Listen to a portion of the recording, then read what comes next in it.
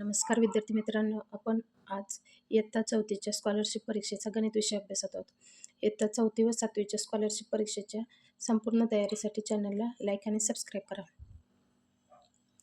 त्याच्यामध्ये गुणाकार, भागाकार, शाब्दिक उदाहरणे, शाब्दिक मिश्र उदाहरणे अभ्यासत आहोत. स्वाध्याय 12.3 याच्यामध्ये गुणाकार आणि भागाकाराच्या मिश्र उदाहरणामध्ये एक गोष्ट लक्षात ठेवायची. एकावरून अनेकाची किंमत काढायची असेल तर गुणाकार करायचा आणि अनेकावरून एकाची किंमत करायची असेल तर भागाकार करायचा. आता प्रश्न पहिला बघू. आद्याने प्रत्येकी 48 फुलांचे 15 हार केले. नेहाने तितक्याच फुलांचे 12 हार केले, तर तिने प्रत्येक हारात किती फुले गुंफली? आद्याने बघा 48 फुलांचे 15 हार केले, म्हणजे एकूण फुले किती लागले तिला? एका हारामध्ये 48 फुले, याप्रमाणे 15 हार आहेत, म्हणजे एकूण फुले किती लागले त्यांना? एकूण फुले काढायची असेल तर आपल्याला काय करावे लागेल? गुणाकार करावे लागेल. एका हारात 48, अशा 15 हारात किती? 15 8 20 असे. 4 12 खाली राहिले 0. 15 चोक 60, 60 आणि 12 72, 720 फुले लागली.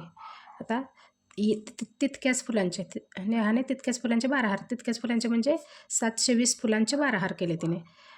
म्हणजे एका हारात किती फुले लागली? अनेकावरून एकाची किंमत काढायची, मग आपल्याला काय करावं लागेल? भागाकार करावं लागेल. मग आता या 720 फुलांचे आपल्याला 12 हार करायचे आहेत. 12 हारामध्ये किती? एका हारात किती फुले लागले ते काढू. 12 पंचे 60, 12 सख्ख 72, 0 0, म्हणजे किती?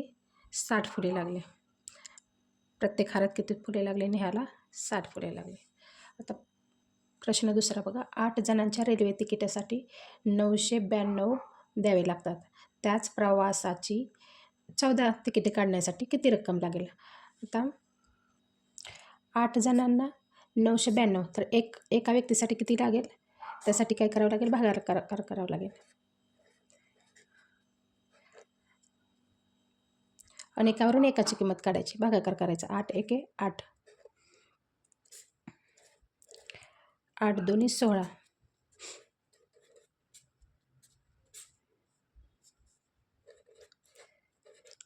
8 चोक 32, 32 मधून 32 गेले, 0 राहिले. म्हणजे एका व्यक्तीसाठी किती रुपये लागतील? 124 रुपये लागतील. अशा आपल्याला किती तिकिटे काढायचे आहेत? 14 तिकिटे. एका तिकिटाला 124 रुपये. तसे 14 तिकिटांची किंमत रक्कम किती होईल?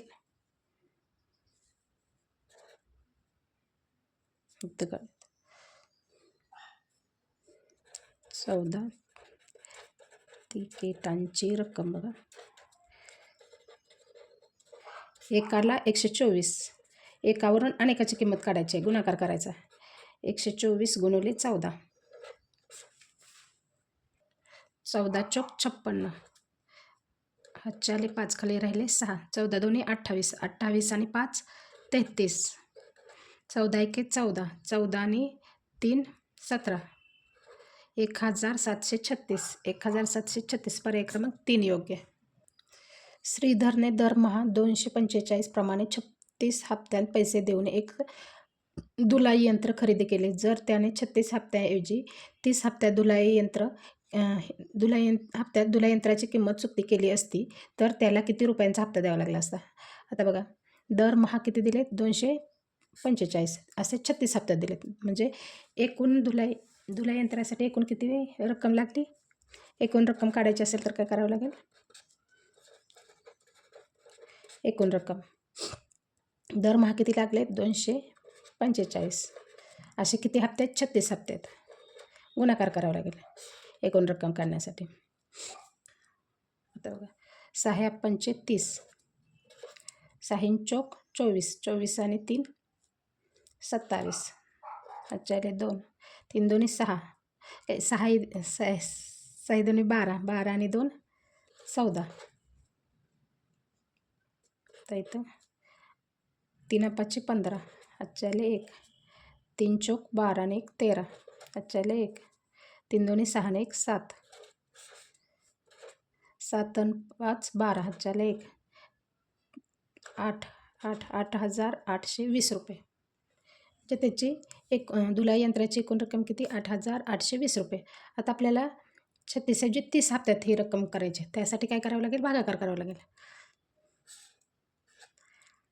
8,820 भागिले 30. 30 दोन्ही 60. 30 त्रिक 90 जास्त होईल. त्यामुळे 30 दोन्ही 60.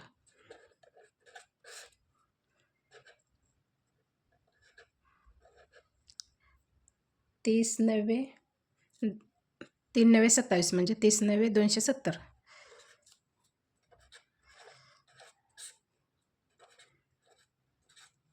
वरून घेतले 0. 30 चौक 120.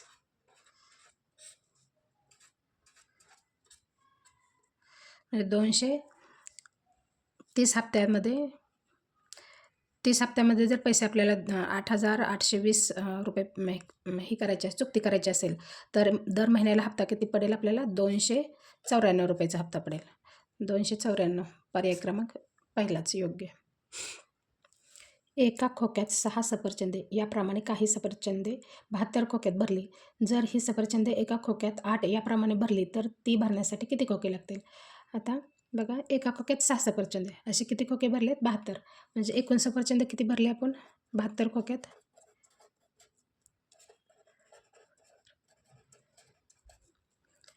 खोके आहेत 72 आणि एकामध्ये 6 सफरचंद आहे. एकूण काढण्यासाठी काय करावं लागेल? गुणाकार करावा लागेल. एकावरून आपल्याला अनेकाची किंमत काढायची. 6 दोन्ही 12. ह्याच्याला 1 6 7 42 आणि 43. 432 एकूण सफरचंदे. असे एका खोक्यात आता आपल्याला 8 भरायचे आहेत. आधी 6 भरत होते, आता 8 भरायचे आहेत. तर त्यासाठी किती खोके लागतील हे काढण्यासाठी काय करावं लागेल? भागाकार करावा लागेल. एका खोक्यात 8. 8 पंचे 40.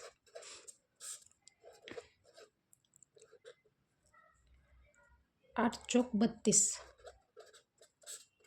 खाली राहिले 0 म्हणजे 54 खोके लागतील.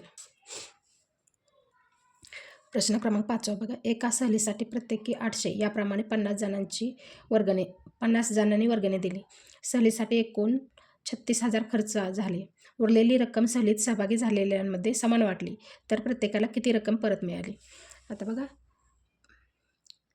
प्रत्येकाने किती दिलेत? 800 दिलेत. असे किती जण आहेत? 50 जण आहेत. म्हणजे एकूण रक्कम जमा झालेली रक्कम किती होईल? एकूण रक्कम काढण्यासाठी काय करावं लागेल? आपल्याला गुणाकार करावा लागेल. एकावरून प्रत्येकी 800 म्हणजे एकावरून आपल्याला अनेकांची 50 जणांची रक्कम काढायची आहे. गुणाकार करायचा आहे. 1 2 3 0 1 2 3 8 पंचे 40 म्हणजे 40,000 रक्कम एकूण जमा होईल. सहलीसाठी एकूण किती हजार खर्च झाले? 36,000. 40मधून 36 गेले, किती राहिले? 4,000 शिल्लक राहिले. आता बघा, 40,000मधून खर्च झालेले किती झाले? 36,000 खर्च झाले. म्हणजे किती हजार शिल्लक राहिले? 4,000 शिल्लक राहिले. ही 4,000 रक्कम आपल्याला सहभागी झालेल्यामध्ये समान वाटायची आहे. 50 जणांमध्ये समान वाटायची आहे. तर काय करावं लागेल? भागाकार करावा लागेल. 4,000 भागिले किती जण आहेत? 50. 50 8 400. 0 0 म्हणजे 80. प्रत्येकाला 80 रुपये दिले तर ते समान वाटप होईल त्यांचे त्या रकमेचे. एका वर्गातील 52 विद्यार्थ्यांनी प्रत्येकी 30 याप्रमाणे वर्गाने गोळा केली. जमलेल्या रकमेतून त्यांनी गरजू विद्यार्थ्यांसाठी 60 रुपये किमतीचे शैक्षणिक साहित्य खरेदी केले. तर किती विद्यार्थ्यांना त्याचा लाभ मिळाला? आता 72 विद्यार्थी आहेत आणि प्रत्येकाने किती दिलेत? 30 रुपये. एकावरून प्रत्येकी म्हणल्यावर एकावरून अनेकाची किंमत काढायची. 72 विद्यार्थ्यांची किंमत काढायची. म्हणजे एकूण किती वर्गणी गोळा झाली बघा. गुणाकार करायचा त्यासाठी. 52 गुणिले 30. 0 3 2 6 3 5 15. 1,560 रुपये जमा झाले आणि त्यांनी प्रत्येक गरजू विद्यार्थ्यांसाठी 60 रुपये किमतीचे शैक्षणिक साहित्य खरेदी केले. असं किती विद्यार्थ्यांना लाभ मिळेल? त्यासाठी काय करावं लागेल? भागाकार करावा लागेल.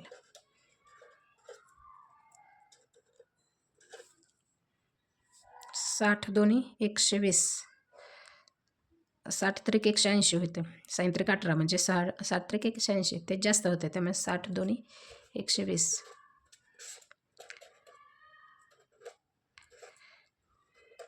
6 6 36 त्यामुळे 60 सख्ख 360 म्हणजे 26 विद्यार्थ्यांना त्याचा लाभ मिळेल. एका किराणा दुकानदाराने प्रत्येकी 35 किलोग्राम तांदूळ असणारी 50 पोती खरेदी केली. त्यातील तांदळाच्या त्यांनी प्रत्येकी 10 किलोग्राम वजनाच्या पिशव्या तयार केल्या. तर त्याने एकूण किती पिशव्या तयार केल्या? आता प्रत्येकी 35 याप्रमाणे 50 पोते आहेत, म्हणजे एका पोत्यामध्ये 35 किलोग्राम. आपल्याला एकूण तांदूळ काढायचं असेल तर काय करावं लागेल? गुणाकार करावा लागेल. एकूण किती किलोग्राम तांदूळ आहे हे पाहण्यासाठी काय करावं लागेल? 50 पोते आहेत गुणुले प्रत्येकामध्ये 35 आहेत. 5 5 25 3 0 0 5 त्रिक 15 1750 किलोग्राम तांदूळ आहे एकूण. 50 पोत्यामध्ये एकूण किती? 1750 किलोग्राम तांदूळ आहे. प्रत्येक पोत्यामध्ये 35 किलो आहेत. आता त्यातील त्याने प्रत्येकी 10 किलोग्राम वजनाच्या पिशव्या तयार केल्या. एका पिशवीत 10 किलो आहेत. अशा एकूण किती पिशव्या लागतील हे काढण्यासाठी काय करावं लागेल? भागाकार करावा लागेल. 10 एके 10 10 7 70 खाली राहिले 5 वरून घेतले 0 10 5 50 म्हणजे 10 किलोच्या एकूण किती पिशव्या बनवाव्या लागतील? 175 पिशव्या घ्याव्या लागतील. पर्याय क्रमांक 2 योग्य आहे. 175. 3.5 डझन चिकूची किंमत 210 आहे, तर 2.25 डझन चिकूची किंमत किती? आता 3.5 डझन म्हणजे किती? एकूण किती डझन? एकूण किती चिकू? तर 3.5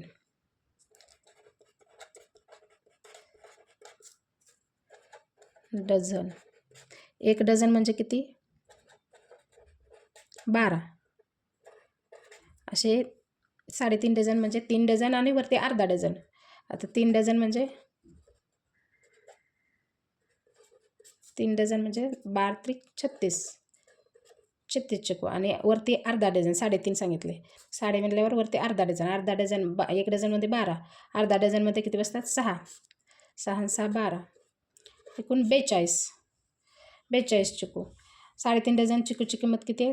210 आहे. म्हणजे त्यावरून आता एका चिकूची किंमत काढायची. आता बघा 210 भागिले 42. 42 5 210. बघा 42चं पाडा येत नसेल तर गुणाकार करा. 5 2 10 हातच्याला 1 5 चौक 20 आणि 1 21. 42 5 210 म्हणजे एका चिकूची किंमत किती? 5 रुपये. आता 2.25 डझन. 2.25 डझन म्हणजे किती? 2 डझन.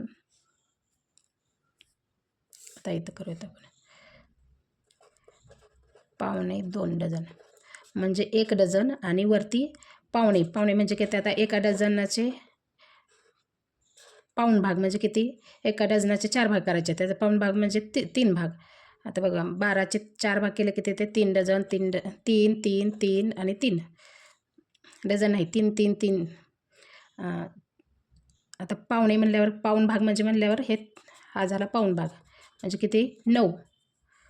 1 डझन आणि वरती 9. 1 डझन म्हणजे 12 आणि वरती 9 म्हणजे एकूण किती? 2.25 डझन चिकू म्हणजे 9 आणि 2 11 21 चिकू. आता 21 चिकू. एक चिकूची किंमत किती? 5 रुपये. 21 चिकूची किंमत किती? 5 1 5 5 2 10 105 रुपये. म्हणजे 2.25 डझन चिकूची किंमत किती? 105 रुपये. पर्याय क्रमांक पहिला योग्य. तर 85 गुणुले 21 भागिले कंस आहे बरोबर 119. आता पहिल्यांदा याचा गुणाकार करून घेऊयात. 85 गुणुले 21 भागिले चुकून बरोबर 119. 85 गुणुले 21 किती होते? गुणिले 21. 21 पाचा 5 1400. 21 8 68 नासे.